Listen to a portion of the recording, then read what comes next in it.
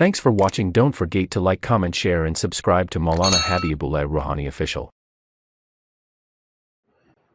نحمده ونصلي على رسوله الكريم أما بعد فأعوذ بالله من الشيطان الرجيم بسم الله الرحمن الرحيم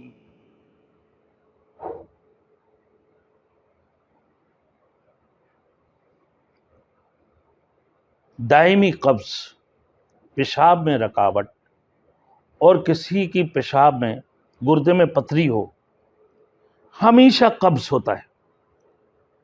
ہمیشہ قبض رہتا ہے۔ آپ حکیم سے دوائی لیتے ہیں، ڈاکٹروں سے بھی دوائی لیتے ہیں، لیکن قبض ختم نہیں ہوتی ہے، اور قبض ختم ہونے کا نام ہی نہیں لیتا ہے۔ تو اس صورت میں انسان کرے تو کیا کرے؟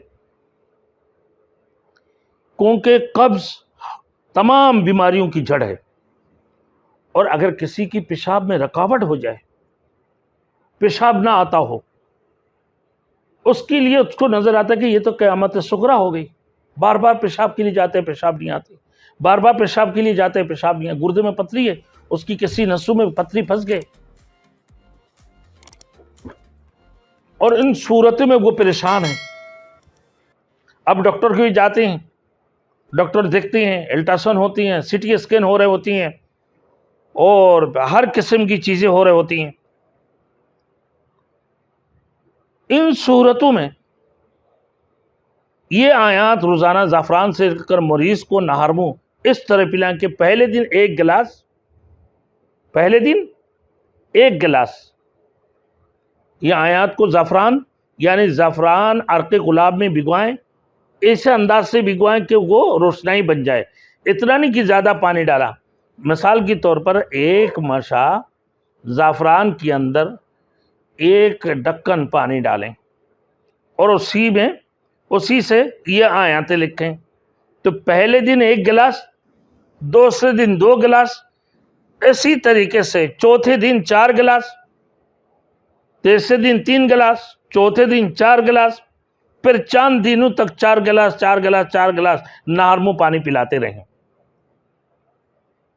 اس سے کیا دائمی قبض جو ہوگا،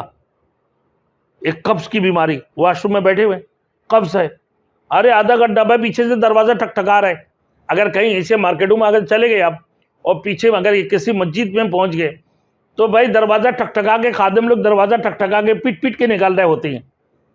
یہ بھائی نکلو پیچھے اور بھی بند ہے۔ اچھا، جو لوگ بندہ نماز کے لیے آیا کہ بھائی اس نے تو بیٹھ گیا تو بیٹھ ہی گیا، اب نکلنے کا نام ہی نہیں لیا ہے، کیا اب اس کو قبض ہو رہا ہے؟ اب اتنا قبض ہو رہا ہے، وہ خلاصہ نہیں ہو رہا، اس کی واش روم کھول کے نہیں ہو رہا ہے، قبضیت ہے، اسی قبضے میں وہ بیٹھا ہوا ہے،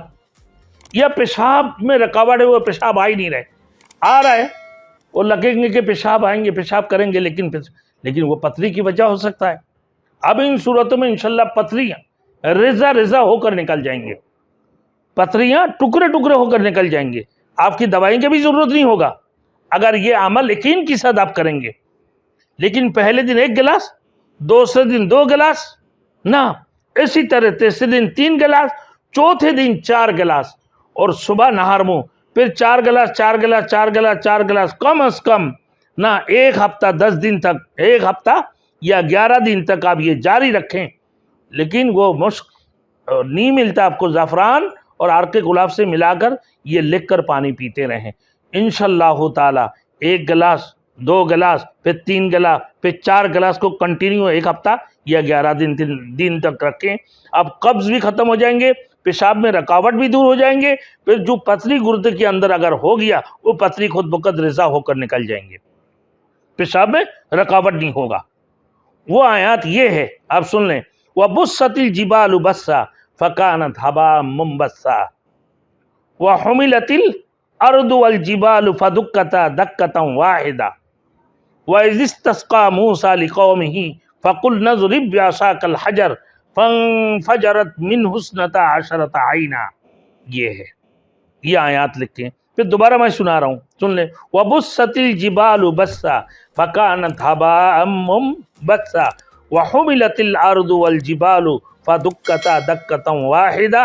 وَإِذِ اسْتَسْقَىٰ مُوسَىٰ لِقَوْمِهِ فَقُلْنَا اضْرِب بعصاك الحجر فانفجرت منه اثنتا عشرۃ عینا. یہ کتنا دن؟ یہ آپ زعفران سے لکھ کر روزانہ یہ آیاتیں لکھیں نا، تو پہلے دن 1 گلاس پانی میں بھگوا کے پلا دیں، دوسرے دن یہ لکھ کر 2 گلاس پانی میں پلا دیں، تیسرے دن 3 گلاس پانی میں بھگوا کر پلائیں، چوتھے دن 4 گلاس پانی میں پلائیں، اور 4 گلاس صبح نہار میں، اسے 7 دن یا 11 دن تک جاری رکھے. دائمی قبض بھی ختم ہو جائیں گے، پیشاب کی رکاوٹ بھی ختم ہو جائیں گے، اور پتری اگر ہو گیا تو ریزہ ہو کر جو ہے نا پتری نکل جائیں گے. اللہ ہم سب کو عمل کرنے کی توفیق عطا فرمائے.